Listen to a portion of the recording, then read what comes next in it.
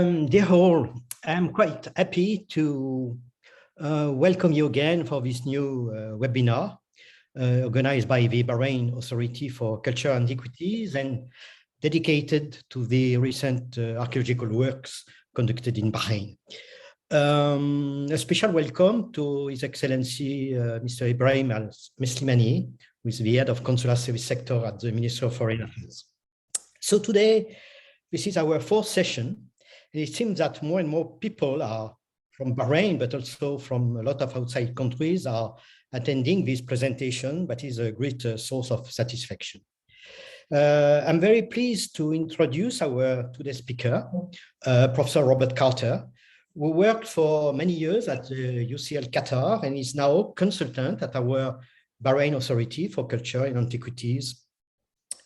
Rob Carter is an archaeologist and an historian, specialized in Arabian and Middle Eastern archaeology, with of the Gulf of all periods, which particular interests in historical archaeology, Islamic archaeology, urbanism, maritime exchanges, and globalization. Rob Carter wrote an important number of publications that span from the prehistory and history of the region and the wider Middle East from the 7th millennium BCE to the 20th century of our era. He notably produced essential works regarding the early Neolithic boats, but also on the pearl trade in various periods of the history. And I would add that his numerous years spent in Qatar allowed also him to become a major specialist of the Islamic pottery of the Gulf region. We actually met when he was a member of the London Bahrain expedition who excavated the SAR settlement in the 90s, but he worked again in Iraq, in Kuwait, in Qatar, and probably in very much more other countries, and is associated to a number of research projects at the moment. In Bahrain, in the last years, he mostly excavated in Muharraq. That will be the topic of his presentation today, historical archaeology along the Pearling Pass of Muharraq. So, Rob. Thank you very much indeed, Pierre, for that very warm welcome. It seems like a long time, doesn't it, the mid-1990s, and I guess it was.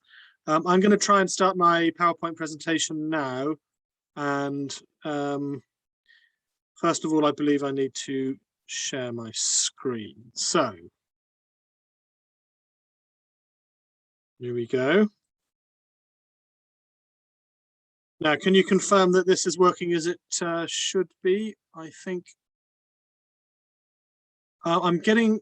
Yes, I guess you're seeing the. Yes, it's fine. It's fine. You're getting information about notifications, though, I believe. So I think it's fine. What I would. Okay, I will carry on, and if it gets rather intrusive with notifications from people entering the waiting room, then I will ask Fadwa to take me off the list of organisers, but we'll see how we go. Okay, so good afternoon, everybody. As Pierre explained, I'm going to be talking about the historical archaeology of Muharraq, specifically the Pearling Path of Muharraq. Explaining some of the excavations that have taken place since 2008. I was involved there in 2008, 2009, 2010, and then there have been further excavations since then. Can I, sorry to interrupt myself, but can I confirm that you guys are getting the bleeps and the, can you see on your screen when it tells me that that people are in the waiting room, or is it only me that can see that? I think it seems to have stopped. Yeah. Dr. Robert, if you want, I can remove you as a co-host. Please do, but then you may have to unmute me again straight afterwards. I'll do that, yes. Thank you very much. You're welcome, sir. And then we will continue.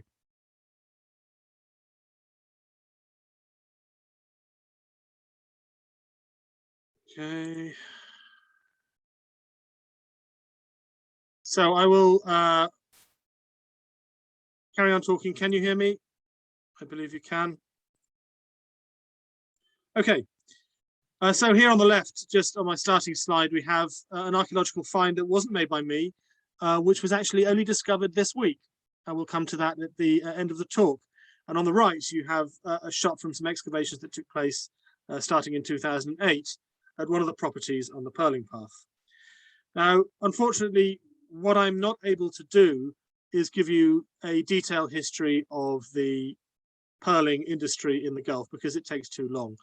I was doing some teaching on this subject a few months ago, and I prepared 6 hours of teaching on pearl fishing, and we only have maybe 20 minutes today. I will try and summarize it in one slide though, before we move on to the archaeology of the Pearling Path.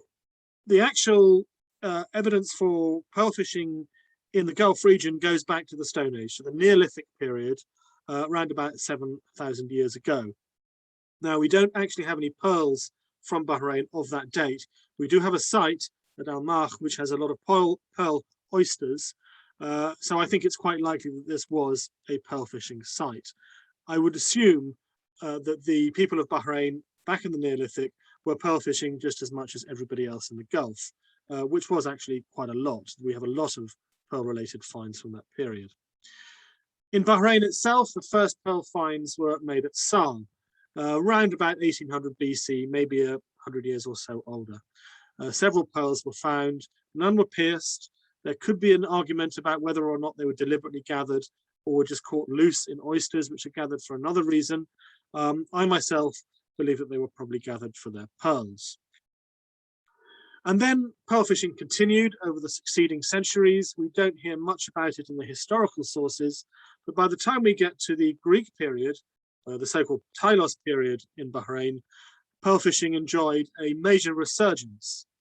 We have a lot of finds from Bahrain itself, and Bahrain and its pearl fishery start to appear in the Greek and the Latin texts. So under the Greeks, and then during the Roman period that followed, the Parthian period in terms of local chronology, we see a great number of pearl-related artifacts turning up in the Tylos burials in Bahrain. Here's an example. I'll show you a few more later on. A nice necklace from Shahura. Dr. Pierre actually knows a lot more about these burials than I do, so I won't try and describe them. They're individual inhumations, which often contain pots, glassware, Roman glassware particularly, and jewelry, including, in this case, some nice pearls. Again, in the early Islamic period and during the medieval period, we see pearl fishing continuing. We get more and more detail from the historical sources. By the time we get to the 11th century and the 12th century, we're getting a lot of data from people writing in Arabic. For example, Al-Idrisi mentions Bahrain and its pearl fishery. And in fact, we have some finds of this date that probably relate to pearl fishing from Bilad al-Qadim, excavated by Professor Tim Insol's team, where I was lucky enough to work on the pottery. This is part of a pearl sieve used for grading pearls. And on the right, we have a little knob, probably from a piece of furniture, which actually is in the shape of a pearl merchant's weight that we know from later centuries. Possibly this is actually a casting, an unfinished cast for a pearl weight that has not been filed off. I forget the name, the stem has not been filed off. But on the other hand, it could be a fitting, because this pattern, this shape is known from other artifacts and the graves indeed of later periods too. Another highlight find is this nice little shell from Qalat al-Bahrain, filled with small Baroque pearls. And we get more and more information from historical sources about the importance of Bahrain's pearl fishery, which began to attract the attentions not only of local powers, but colonial powers from the 16th century onwards. You will all know that the Portuguese had a major role in Bahraini history and occupied the country for some time with the help of their Hormuzi allies, or their Hormuzi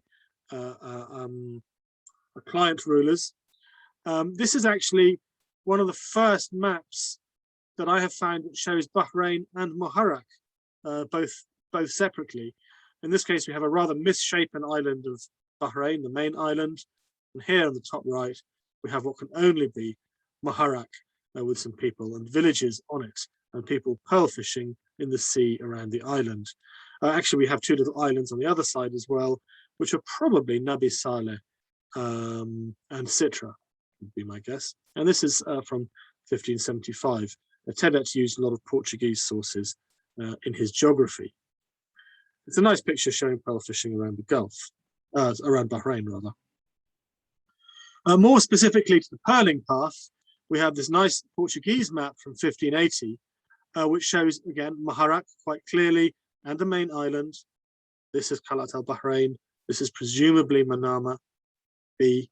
And then here in the sea between Muharraq and the main island, we have a little tower, which we assume to be at the location of the fort of Bumahir, which is one of the properties on the pearling path.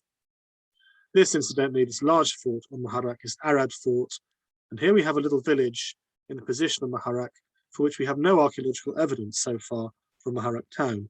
It wouldn't surprise me if there was someone living there at the time. Now, before we move on to the pearling path, I would like to make one more point about the pearl fishery, is that it enjoyed an enormous spike in the late 19th and early 20th century. Here we have a map of, a chart that I made of the value of Bahrain's pearl exports from a variety of sources, mainly British for the later years, showing that between the late 1880s and the mid 1920s, there was very, very significant increases in the value of the pearl harvest. This is largely due to changes in prices, price rises, particularly in the West, but also due to increased exploitation of the banks. It was a pearling boom that I've talked about on many occasions in other venues, which I can't really talk about now. But what we know is that round about the turn of the 20th century, every visitor to the Gulf and to Bahrain in particular remarked on how it was the main industry, pretty much everybody was involved with, and the countries of the Gulf were heavily reliant on pearl fishing at the time. Now we get archaeological correlates of that in the material culture and the architecture and the growth of the towns and the foundation of new towns, which again, I don't have much time to talk about, but it had a very significant impact on the lives of the people of the Gulf, particularly in that time in the late 19th and early 20th century. In fact, this chap Lorimer noted that if the pearl industry failed, the trade of Bahrain would be reduced to about a fifth of its dimensions just after the turn of the 20th century. Yeah, and you can read this as well for yourself. 80% of the world's pearls came from the Gulf, and about half of them from Bahrain, and more than half passed through Bahrain because the harvests of other towns went through the Bahraini market. So now we turn to Muharraq, which is a World Heritage Site under the name of Hurling, Testimony of an Island Economy. Muharraq itself was founded about 1801 or maybe 1800. Here's one of the earliest good maps. It's not the earliest map, but one of the earliest good maps showing Muharraq on the tip of Muharraq Island. And here is Bumahir Fort again, just to the south of it, quite small at that time. And on the left, we have a map of the pearling path as it stands today. And these individual red clusters are the main properties along the pearling path. Depending on how you count them, there's between 11 and 16 properties. 13 is the number that I favor myself, but you could talk about that all evening, which we won't do. However, I will talk about the archaeology that's been found along some of these properties. And all of these properties relate to the historic pearl fishery in one way or another. So it includes historical and archaeological sites, and most of the historical sites on Muharraq, I would argue, are also archaeological. These include dwellings of merchants and pearl fishers. They include special purpose buildings, such as more than one warehouse, a music house, pearl beds off the north of Muharraq, which you can visit. And most of these properties will include some kind of an exhibition or display. Here I've just got some pictures to illustrate the pearling path. This is a fine upstairs. It's not actually a majlis, it's a private room at the house of Yusuf Abdurrahman Fakhro. Here we have the remains of his warehouse at the visitor center, the so-called Yusuf Abdurrahman Fakhro Amara, at the Muharraq Visitor Centre, which I will come back to because it's one of the places we excavated. Here we've got a shot from Bumaha just to illustrate the sea and the idea of the pearl fishing beds. And I have to include the car parks, which are currently being built around Muharraq to accommodate not only locals, but also visitors, not only visitors, but also locals who are seeing how their town is being transformed. And in particular, we will talk about excavations at the Souk area, Souk Saria, and the Fakhro Amara. And we'll also talk about Bumaha Fort.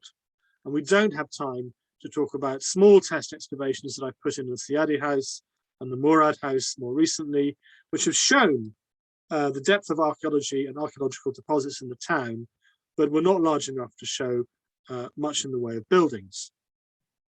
As well as my work, the Ministry of Culture and then Baka did a significant amount of work at the Souk and at Bumaha.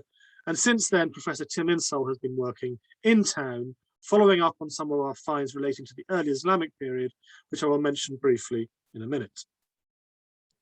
So we'll start with Bumaha. This has a history attached. It was a major historical site where major historical events took place. We know it was there in 1817. We have it on this map.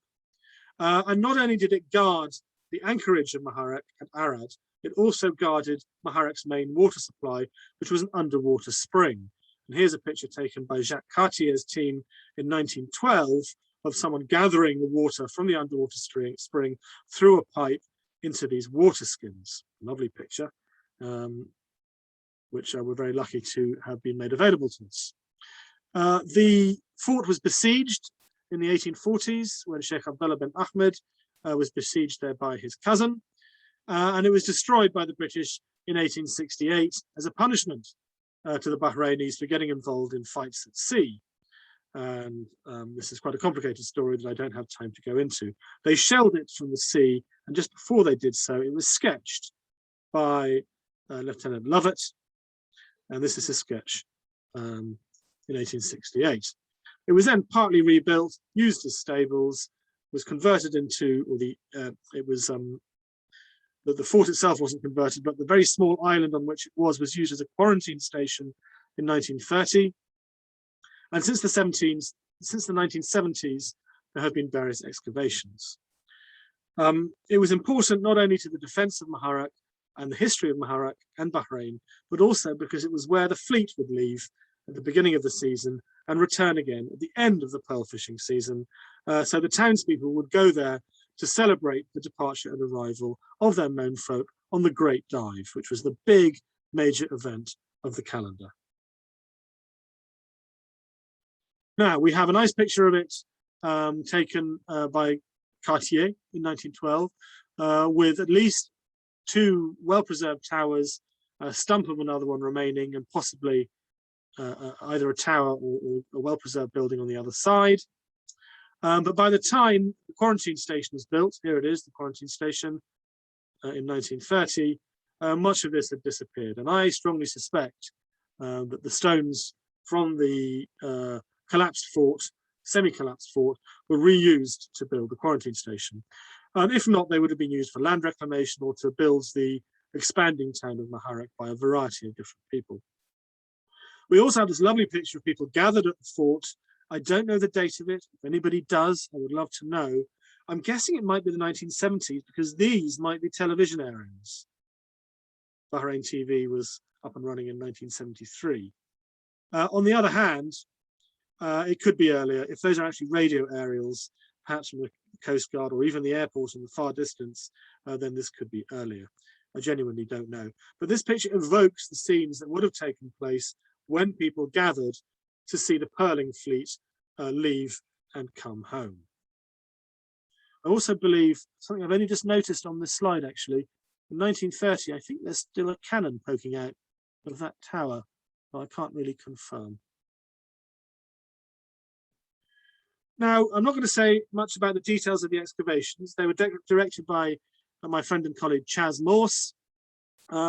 We opened up the inside of the fort and exposed some of the parts of the ring walls. It was a very large area to be covered. Not all of the area was available to us for excavation at the time, but we could see that there were relatively well-preserved buildings on the inside of the fort, at least preserved at foundation level. And here you see them more recently photographed from the roof of the stables that run along the side. This feature is a date press, which does not occur on this plan because it was excavated after our team left by the Bahraini team from Bakka, but it is actually part of this area here, just near the entrance as it happened. This would have been the entrance into the fort, and the rest of the curtain wall is underneath this rather fine bridge that connects it to the main part of Muharraq. On the bottom right, we have a sketch made by the same gentleman who sketched the outside of the fort. And it's interesting because it shows some of the same rooms that we can see here, though in a very idealized form. For example, it shows these two rooms, and one of them is a mosque, masjid. That is this room. The business end of it, the Qibla end, is hidden underneath the later stables that were put on top and later rebuilt again. The plans match up relatively well, given this was a sketch taken by a seaman shortly before he flattened the fort with cannons. We did actually find a cannonball inside the fort. Whether it was fired by the British or fired at Sheikh Abdullah 30 or so years earlier, or 20 years earlier, we don't know. We also found a gun flint, again testifying to the military usage of this fortification. Another nice find was this Ottoman-style tobacco pipe, which would have had a bamboo rod or reed leading into it, and the defenders of the fort, or perhaps the people who kept the stables afterwards, would have enjoyed a smoke at Bumaha Fort. And this is the start of the Purling Path, or at least one of the major points of entry. This is how it looks today. These were photographs taken by myself. You can arrive by boat. There's a nice visitor centre, beautiful new visitor centre here, and a walkway, and the fort, and here's some people disembarking. And inside there are models of the properties on the Purling Path with a short description. We're in the process of adding information to the fort itself, explaining its history and significance. Moving on to the Amara area, the souk area, you could call it. We have the Yusuf Abdul Rahman Fakhra Amara, which is here. Oh, excuse me, I clicked. And also we had finds from the neighboring Amara, which belonged to his cousin Ali Rashid. And this is this area. We opened up trenches inside. We actually opened up the whole area, but then deeper trenches here and here, and a scattering of trenches just inland. This is how it looked in 1958. The warehouse was still probably just about in use. It certainly has wood on it that could have been used for boats. It was the largest warehouse in the area, part of a series of warehouses built along the shore of Muharraq, and this is how we found it in 2008. It still more or less looks like that on the inside the visitor centre, except that the gateway collapsed while we were working there. Fortunately, nowhere near any of us, but it means that this gateway is no longer present. This is the beautiful visitor centre, and what we see, the old Amara, is inside, at least behind rather, because there's actually an exhibition space just inside this door. And this is how it looks on the other side. Remains of the old Amara buildings still standing for the visitors. Inside we will have an exhibition with some film and a giant timeline. This is just a mock-up of it with all the information, but not the final design that I made. And here people will be able to look at the whole 7,000-year history of Purling, as well as quotes, photos, paintings, maps specific to the Purling Path and Muharraq itself into Bahrain.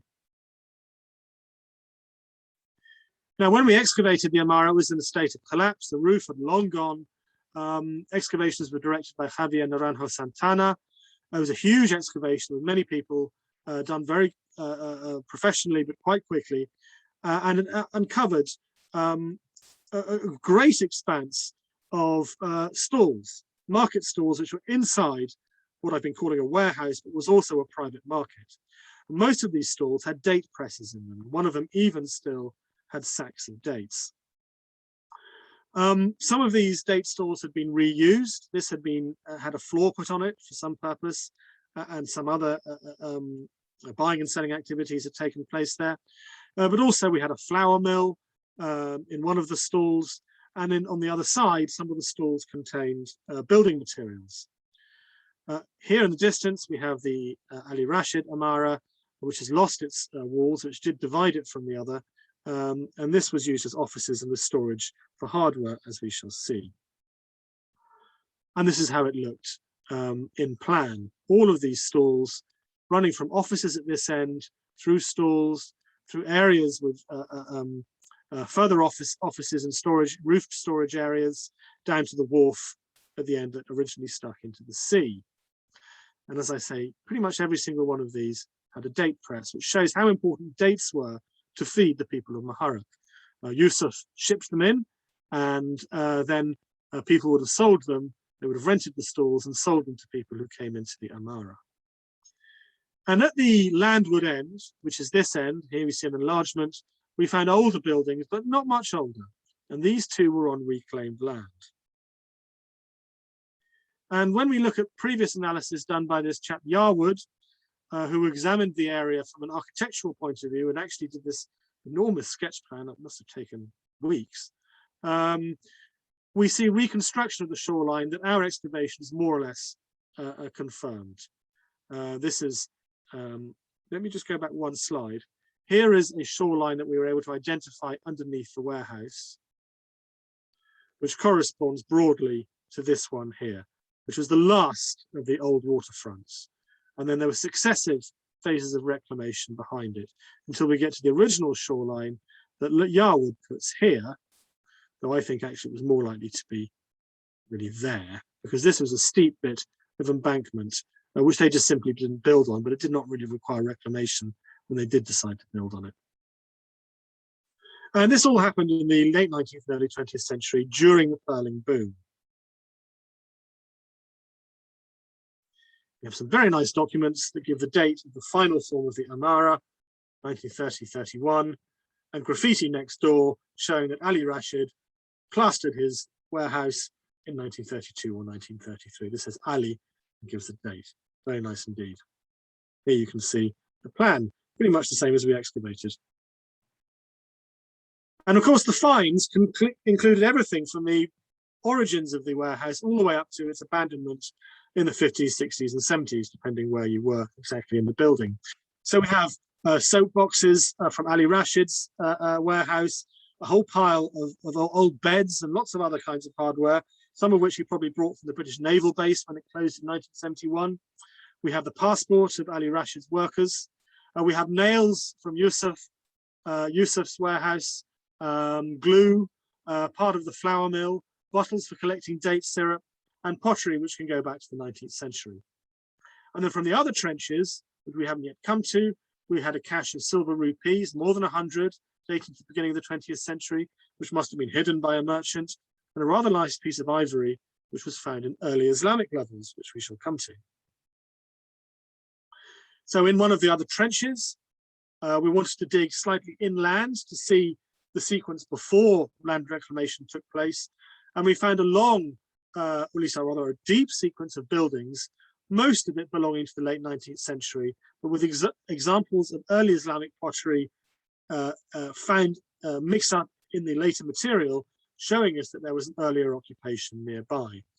Now, I don't have time to explain this sequence, but this goes from the last decades of the 19th century. These buildings go from the last decades of the 19th century in three phases up to the mid-20th, when there's a fourth phase in which we get piped water, probably the 1960s.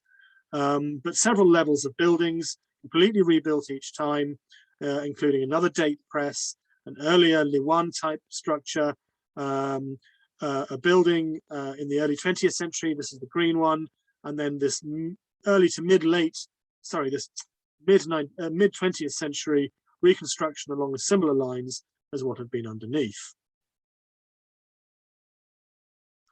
And in a nearby trench, we found undisturbed early Islamic layers, which we didn't really expect at all. This is nearly 2 meters depth of archaeology, only with early Islamic pottery. Now, I made this known through the preliminary reports, and I'm very pleased that Tim Insall has since brought a team to put more test trenches into Muharraq to explore these early Islamic levels. Everywhere that has been dug in the town of Muharraq has produced early Islamic pottery. So we have a very extensive settlement. It doesn't seem to be only along the old shoreline, but also in areas which are slightly inland. There's a trench that they're currently, or at least recently, been working on that they're going to go back to. This is a picture from Professor Insol's excavations, which he's doing with Dr. Rachel McLean, who's in charge of this trench. And we're very much looking forward to getting through this layer to see if we have undisturbed early Islamic levels underneath here as well. We don't yet have a name for this town in the early Islamic period. Now, I'm going to finish by looking at some of the non-archaeological finds, or at least the finds that may be archaeological but were not from Muharraq, which will be displayed on the pearling path. So, as well as the archaeological material, we have a wealth of excavated pearl-related items, mostly jewellery, and mostly from the Tylos period. Here are some of the very nice examples, only a few of the very nice examples with pearls from Tylos period burials at sites such as Shahura and several others. We will be displaying this at the Siadi house, one of the properties on the path, which will contain a museum of pearls. Also in this display, we'll have some modern jewellery, recent jewellery, it's very fine elite jewellery, if you like, with pearls from the 20th century, and some of the large pearls owned by the Bahrain Authority for Culture and Antiquities, including this very large teardrop-shaped pearl, which is enormously valuable and very, very beautiful. These will be on display. In addition, we will show, we hope, pearl jewellery from Cartier and also from Bahraini pearl merchants who will rotate exhibitions through the museum so that traditional and contemporary pearl jewellery can be seen alongside the archaeological finds. We'll also be showing items relating to the pearl fishery and the pearl merchant activities, some in the Siadi Museum and some in the Ghos House, which is the diver's house. So here, for example, we have pearl merchants' weights, some very nice stone mifqal weights. Mifqal is the name of the traditional types of weight used for pearls. And we have metal mifqal weights as well, which are specifically Bahraini and incidentally extremely rare. This and other items, many other items relating to the pearl merchants will be on display, as well as divers equipment such as divers weights, finger protectors, the nets and other items. Alongside these objects, we actually have an excellent archive of materials in Baqa consisting of original documentation. And I'm very lucky because Fida Zaidani has been helping me go through this archive because my Arabic is not good enough for me to be able to read them, except very, very slowly and badly. We have at least 9 merchants' ledgers which are packed with information about the crews and the equipment and the boats and the harvests and how the pearls and the profits from the pearls were shared between the merchants and the various crew members. These give a picture of mainly early 20th century pearl diving, which no one has ever studied in detail. And some of it is really quite human as well. So for example, in this one by Haji Ibrahim Al-Khawri, possibly Al-Hawri, I don't know how to pronounce it properly, we have the accounts of one diver who had to cease diving because he went blind, still owing more than 200 rupees. And he'd owed about the same amount for the previous 7 years, actually. It was very difficult for them to pay back their debts to the pearl merchant and to the captains who would lend to them during the pearl diving season. We have official documents in the archive as well, including a prohibition on modern diving techniques and equipment, diving bells and diving helmets, and another one which banned cultured pearls, which were first appearing in the early 1920s and had become a problem to Bahrain's natural pearl market in the 1920s. They're still illegal in Bahrain, the only place in the world where you should not be able to get hold of a cultured pearl. This is one of the reasons Bahraini pearls and Bahraini jewelry is so unique. I would also say that some of the big names in the pearling industry, such as Zayani and the Jalahma brothers, are represented in these ledgers. And we have their letters. We have letters from their agents in India, where the big pearl market was in Bombay, talking about pearl prices, talking about the appearance of cultured pearls, and in some cases requesting lists of supplies, which then later turn up in the ledgers. Again, there's a lot to do here in terms of research that somebody needs to do, not me, who can read this slightly old-fashioned Arabic with a lot of technical vocabulary and make sense of the pearling industry using this archive. In the meantime, this information, as much as we can understand it, will be on display on the pearling path. And I should also mention the oral histories that have been taken by Baca over the last 10 years or so. We really want to try and tap into local memories and the local investment in Muharraq and in pearl fishing. Pretty much everybody who is Muharraqi is from a pearl fishing background, back 2 or so generations, and many of them have stories and memories of the places and the pearling industry. So the teams have been gathering oral histories from the locals, which very often relate directly to the objects that are on display and the practices and the buildings themselves. Just to give you one example here, I showed you this find at the beginning. We knew from the oral histories and from aerial photos that there had been an artesian well dug sometime in the early 20th century, thought to be the 1920s, by one of the Jalahma brothers, who were very major pearl merchants living in Hala in Muharraq. We weren't sure which one of the brothers dug it. We weren't sure of the exact date. And the well itself was eventually covered over in the 60s, late 60s or 1970s. It's completely gone now, but it remains in living memory and kept cropping up in the oral histories. And then just late last week or early this week, while they were opening up part of the floor of the Jalahma house as part of the restoration works and preparation for display on the pearling path, they found this beautiful inscription which had been put in by the Jalahma brothers, by one of the Jalahma brothers on the 1st of April in 1926. And it was dug by Ali as a divine reward for his brother Sagar, who had very recently died. So we now know exactly when and why this well was dug. And this, of course, is now archaeology and will be on display. Finally, I think I should probably start wrapping up now. We have a very nice archive of photographs, some of them held by Baca, but also kindly made available by BAPCO and by Cartier, which show pearl fishing as it actually happened, mainly taken in the 1940s and 1950s. And I should just offer a warning here that very often when you see film and photographs of pearl fishing, it's actually often from reconstructed dives taking place in the 60s and 70s, bringing older divers back to reconstruct what they used to do for the purposes of documentation and for the purposes of making documentaries. These archives, however, are not like that. They're genuine. They go right back to the actual time when the industry was still being practiced in its dying days in the 40s and 50s. And we know that they're real because we can see what the boats are like. They're cluttered, they're crowded, they're full of people. People are diving, they often young and old men, whereas the later film and photos tend to show older men only on rather clean boats without everything that you would need to get you through a 4-month diving season at sea.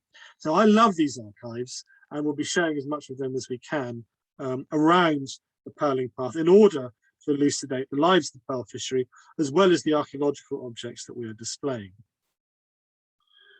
So I'll just finish by giving some thanks and by summing up. What we're trying to do is satisfy a local need to understand and showcase their heritage, the Bahraini and Muharraqi heritage that imbues society and the physical aspects of the town even till today. It hasn't gone away, the pearl fishery. You can still see evidence for it all around you and hear it from the people of Bahrain in this day and age. So there's a local pride and a local interest and a local knowledge which we want to tap into.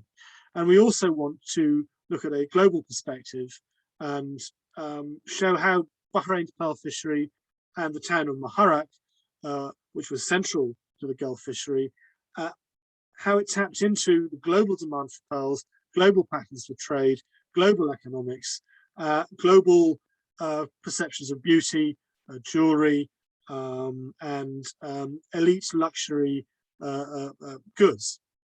So we have a lot to do on a variety of different scales, and we're trying to combine all these different sources of information, of oral histories, archaeological objects, historical sources, and fine jewelry, in order to make as complete a picture as we can.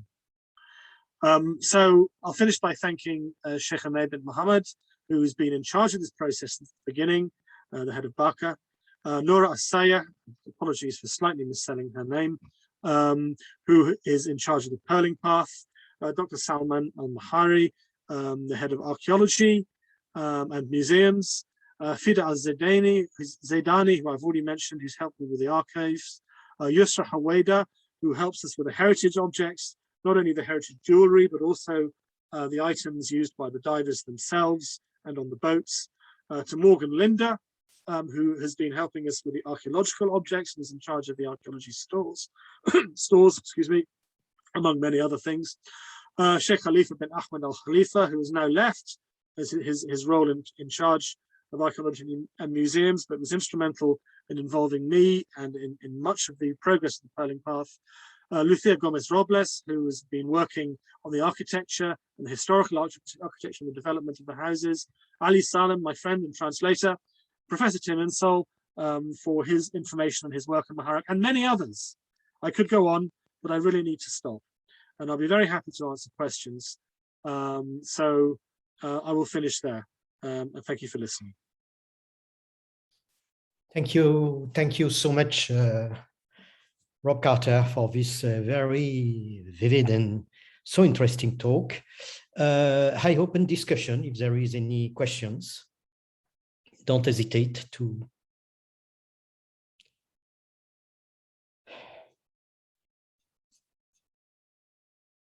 Fadwa, I leave you identifying if there is any people. I think Tim has a question there. Tim Insole. Ah, yes. Hello, yes, can you Tim, hear me? please go ahead. Can you hear me? Yeah. Yeah. Oh, Go good. ahead, please. Thank you very much, Rob. That was a very fascinating talk, and congratulations to you and all the Baka team for making such a fantastic initiative, the Pearling Path itself. I had come in a bit late because of the link, an issue with the link itself, but I may have missed it, so my question may be irrelevant. But I wondered if you could say, if you haven't already, something about if Arad Fort fits into this narrative of pearling as well. And the second thing is, interestingly, why was modern diving equipment banned? Those two elements. Okay, first question. Well, I wish I could answer that better.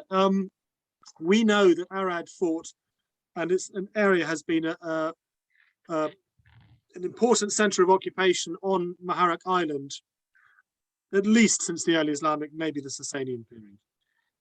There were some finds excavated there by a French team in the 1970s, which showed probably an 8th century presence, possibly earlier.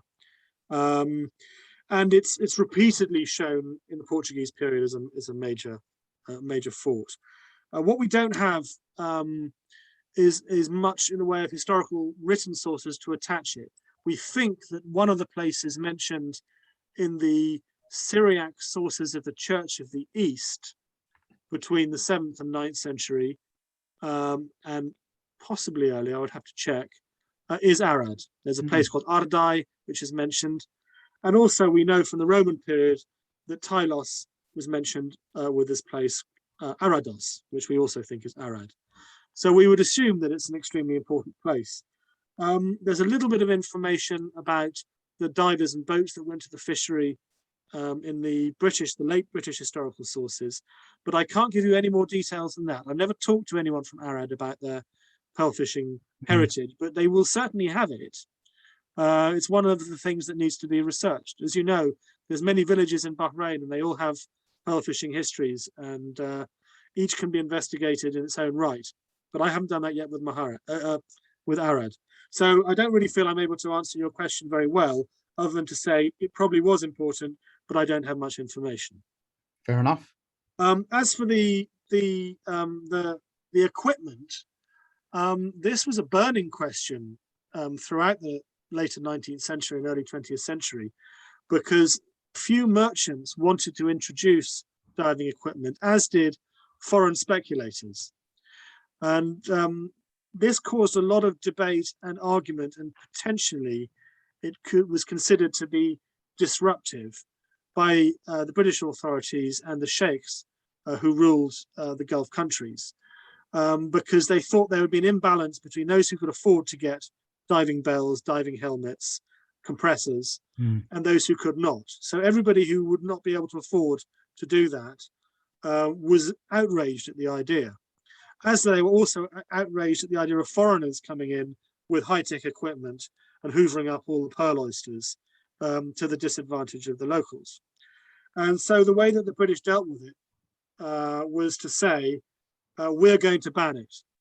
We are not having any innovation, and everybody supports us in this. Now, of course, not everybody did support them, but enough did for them to agree and go along with this fossilization of pearling techniques, which incidentally did work very well and could be one of the reasons that the fishery stayed sustainable.